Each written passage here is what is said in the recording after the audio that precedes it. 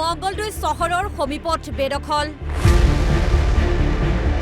ৰাতাৰাতি গঢ়ি উঠিল ইটোৰ পাছত সিটো টিং চালিৰ ঘৰ ইয়াতেতো গোটেই আপোনালোকে প্ৰত্যক্ষ কৰিছে গোটেই বাংলাদেশৰ পৰা অহা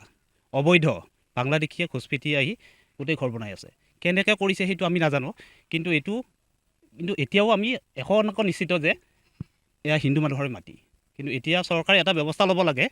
হিন্দু মানুহৰ মাটি হিন্দু তাল ঘূৰি কিবা কাৰণত যদি পইচা আদান প্ৰদান হৈছিলে উভতাই দি হ'লেও এই মাটিখিনি আমাৰ অসমীয়া খিলঞ্জীয়াৰ হিচাপতে থাকিব লাগে সেইটো আমি চৰকাৰৰ হাতত বিচাৰিছোঁ এয়া হ'ল মঙ্গলদৈ চহৰৰ গাতে লাগি থকা তামুলীপাৰা ৪২টাকৈ সন্দেহজনক পৰিয়ালে গঢ়ি তুলিলে ঘৰ শংকিত খিলঞ্জীয়া আমি সেইকাৰণে আমি অলপ শংকিত হৈছোঁ কাৰণ আমি যিহেতু আমি অসমীয়া মানুহৰ সীমিত মানুহ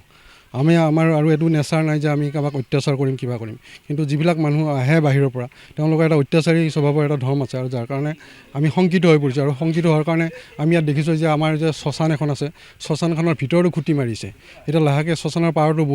বহিব এটা সময়ত গোটেই যেতিয়া মানুহ এতিয়া এঘৰ দুঘৰ আছে একো কৰা নাই লাহে লাহে যেতিয়া ৪০-৫০ ঘৰ মানুহ ইয়াত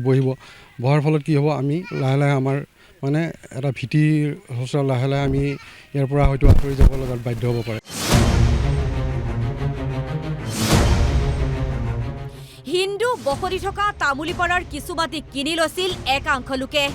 কিন্তু ইয়াৰে সুযোগ গ্ৰহণ কৰি এতিয়া তামুলীপাৰাৰ চৰকাৰী ভূমিত সন্দেহযুক্ত ম্যাই এফালৰ পৰা চলাই গৈছে বেদখল হিমন্ত বিশ্ব শৰ্মা মহোদয়ে মুখ্যমন্ত্ৰী ডাঙৰীয়াই যেতিয়া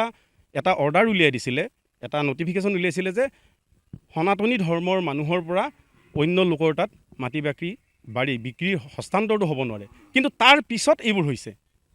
গতিকে কি পদ্ধতিত নে প্ৰশাসনে কিবা লাইনত কৰি দিলে নে এনেই এখেতসকল বহি আছে আহি ইয়াতে কাৰোবাৰ সাহস লৈ কোনোবা দালালৰ সাহস লৈ ইয়াত বহি আছে যদি সেইটো ইয়াত তেখেতসকলে আমাক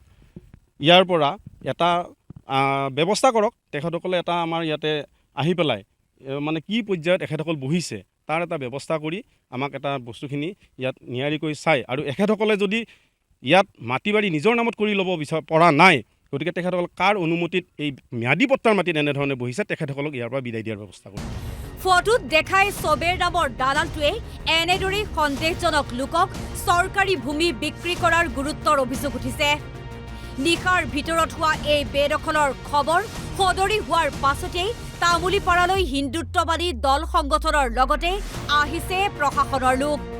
তামুলীপাৰা কোঁৱৰপাৰা অঞ্চলৰ ৰাইজে কিছুমান অভিযোগ আগবঢ়াইছে তেওঁলোকৰ মাটি বেদখল হোৱা সম্পৰ্কে সেই সম্পৰ্কে আমি লাটমণ্ডল আৰু মই আহিছোঁ এতিয়া আমি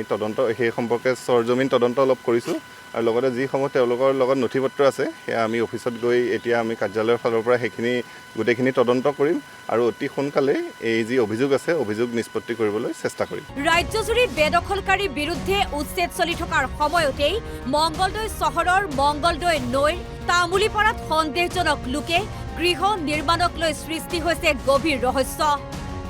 একাংশ দালালে খিলঞ্জীয়া লোকৰ ভূমিৰ লগতে চৰকাৰীৰ পতিত ভূমিত দখল কৰি সন্দেহজনক লোকক গতাই দিয়াৰ আঁৰত জেহাদী স্লিপাৰ চেলে কাম কৰাৰো অভিযোগ উঠিছে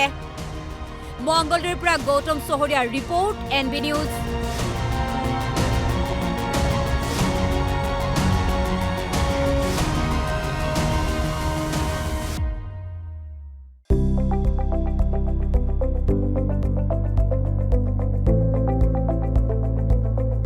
NB নিউজ